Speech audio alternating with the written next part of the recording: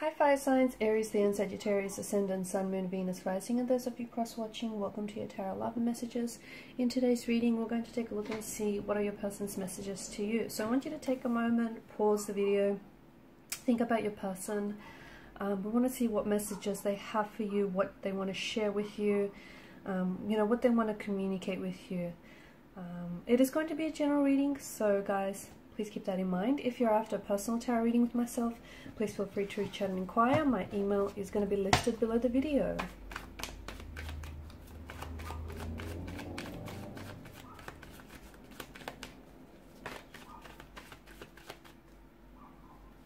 Feel like, yeah, there it is. Okay, Three of Swords.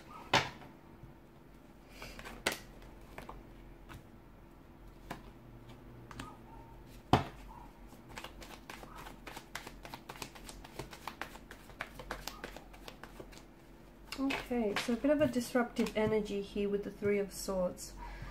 Some of you are going through a stage in the connection that feels a little bit uncomfortable. It feels like you might be at a discord, disconnection, at a separation. There may be some sort of conflict, tension. I mean, the Three of Swords is emotional heartbreak here.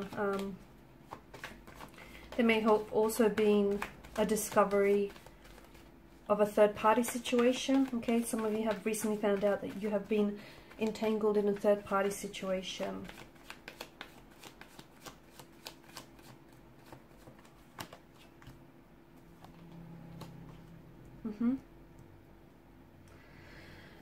So your person here, I mean, they're thinking about you a lot. Okay, so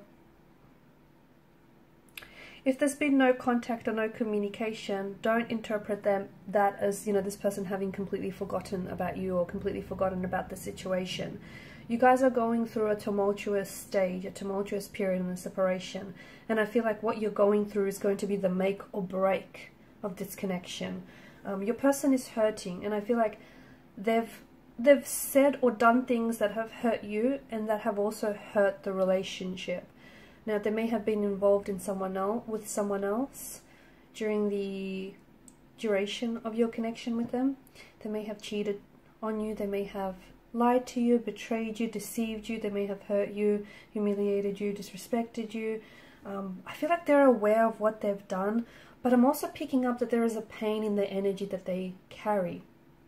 Okay, so I'm sure a lot of you are familiar with the, with the saying that hurt people hurt others the most.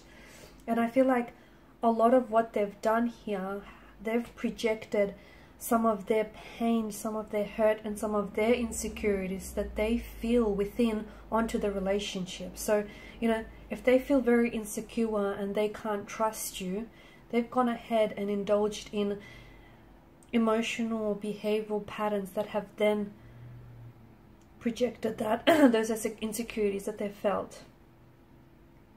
But your person is hurting. They want to communicate, but they're struggling to find the words to say. Your person is also scared that once they do reach out and communicate here, they're scared of how you might receive their message, or whether you're going to reject them, whether you're going to not want to hear from them again, because they realize that they hurt you. They're not sure that they can, they're not sure that the both of you can move on from this. They want to, but they're not sure. I mean, the Ace of Swords, I feel like they've got something to tell you that they feel like they didn't get a chance to, which might give you, I don't know, might give you a little bit more insight into what's happened here, or into their personality. They might open up. It's like they want to share something with you, maybe from their upbringing, okay, or from their previous or earlier relationships. Your person does care about you. They still care, but unfortunately they have hurt you. They've subjected you to a lot of hurt and a lot of pain. I feel like your person experienced a lot of pain growing up, and I feel like for them it's a sense of normality. So they may have grew up in a very painful, uncomfortable, and a very, unstable emotional environment. They may have had a lot of not even a lot of, but they may have had relationships that weren't very stable or secure, or that resulted in heartbreak or divorce, separation, and that's something that they've never truly healed from, and they've brought some of the emotional baggage from their past into your relationship with this person, okay? And some of the wounds that they've had from the past, they've never allowed to heal.